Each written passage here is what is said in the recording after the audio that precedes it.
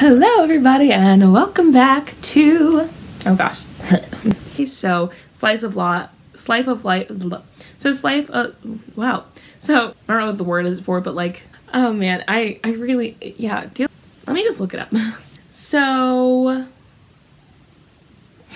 there you have it.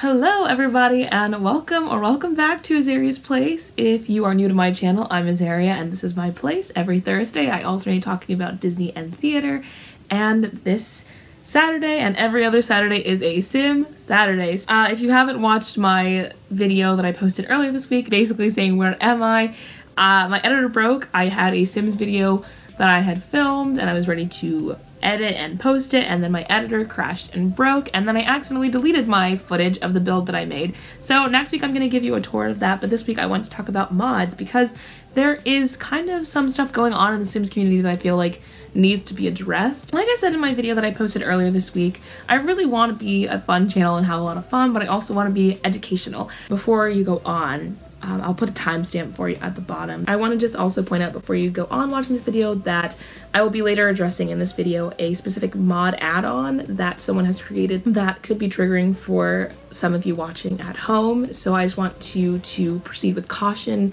I won't go into any details or anything, but I just wanted to talk about something that's really troubling me and the Sims community, and I just wanted you to know that before you go any further. So I know that there are tons of people that have interesting ideas about what The Sims is and what it can be, and although sometimes that stuff is true, it really shouldn't be. But before I get into that, let's just talk about what is a mod, what mods can do for you, and let's talk about the pros and cons and then talk about this really disturbing one, because like I said, I really want to be a channel that can address things like this as well, because I'm sure that there are tons of parents whose kids may play the game and they want to know what they're letting their child play essentially and what they're letting them be exposed to. So I just wanted to kind of just talk about mods today and why they could be good or bad for your game, or just kind of all the stuff going on with this one particular mod today. If you don't know what a mod is short for modification, and essentially it's a modification to your game. So if you buy a game like The Sims, right? You download that base game. It doesn't come with any of the additional add-on packs that you could buy, which are those packs I always talk about, which are expansion packs, game packs, and stuff packs. So those are essentially add-ons you can purchase for your game to enhance the game and modify your gameplay. In a game like The Sims, which is a life simulation game, you are simulating real life. And so some people seek mods to enhance the real life gameplay and to make it more realistic. So that I know is a reason why I sought out certain mods, or just because there are some mods that are just really good. Creators are just so insanely talented. I wanted more realistic gameplay. For example, one big one that was introduced in one of the mods I have, which is Slice of Life, was acne, and you're able to do skincare regimens to help your acne. I mean, it's a little thing, but you want that kind of stuff because it's real and things like that. So mods are really good for enhancing your game. But again, you may not understand what the mod is, what it has. So like I said, I only have two mods. I have the Slice of Life mod and I have MC Command Center. And I only just recently got MC Command Center, and that was because I saw other players that I watched using it and I realized how much I wanted to be able to control my Sims around me and how more lived in I wanted my game to feel. For example, MC Command Center lets you kind of just control everybody around you, so I could change people's outfits that are in my friend group in The Sims, and I can make them interact with specific Sims and things like that. Judith Ward, who's like a famous celebrity, marries Marcus Flex, I think, and they have 2 kids. Little things like that. It just shows that there's a story progression happening outside of your household that you're playing. Mods can be really cool in that aspect, that they can just help your game feel more real, especially when it's a life simulation game. And there are mods for all different kinds of things. I saw one that introduced the snowboarding career, because you can learn how to snowboard in The Sims, but you can't do it as your full-time career. You can be an athlete, but you can't be specifically a snowboarder. Some people just really want that kind of stuff in their game. And so I specifically sought out the mods that I have because I wanted a more realistic gameplay. Slice of Life introduced things not only like acne, but also it introduced like menstrual cycles. And I'm someone who was really wary. Like I said, I had never downloaded this custom content until this year. Got my Slice of Life mod a while ago, and I just very recently got MC Command Center. And you can disable certain parts of your mods. Essentially, mods overall are not a bad thing. It's just creators trying to make games more like life, which, you know, you want that in a life simulation game. But there is a limit to that, right? But to address kind of the disturbing things going on with a mod right now, it has been kind of lumped in with Wicked Whims because with mods you can also create add-ons to mods. So there are also creators who will create specific add-ons to specific mods. So basically they'll use, I guess, the same code to then develop it further. There is a creator, I don't know the name of this creator, I just know that it's up on the internet somewhere.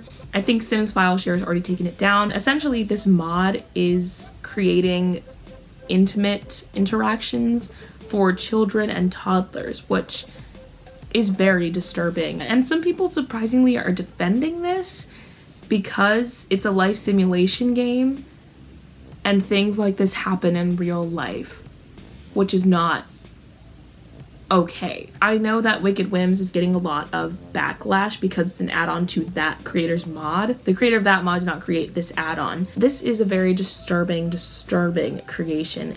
And again, I want it to be kind of an educational platform as well. So like I said, there are probably parents out there that let their child play this game. And I think I talked about this in a previous video that I was not allowed to play The Sims until I was a certain age because it had specific connotations, I guess, that came with this game. There are creators out there that definitely try to turn it into that. Not just in a realistic life simulation way, but in a disgusting and creepy and gross way. It's very disturbing and I don't encourage this in any way. So I also want to just kind of point this out for any parents that may be wary for their kids to play this game, that mods don't come with this game. You have to kind of go out of your way to find them and download them and then put them into your game. Again, you can disable certain interactions for mods. There are certain things that shouldn't even be happening in real life, so I don't know why we would want them to happen in a game. I just wanted to also just kind of say, like, mods in general are not bad. Mods are a really great way for people to have the game experience that they want.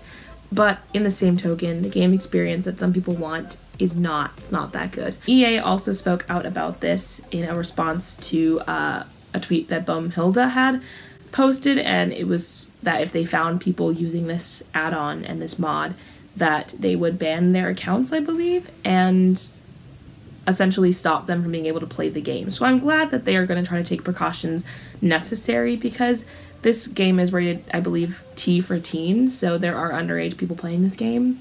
So I also just wanted to put this out there.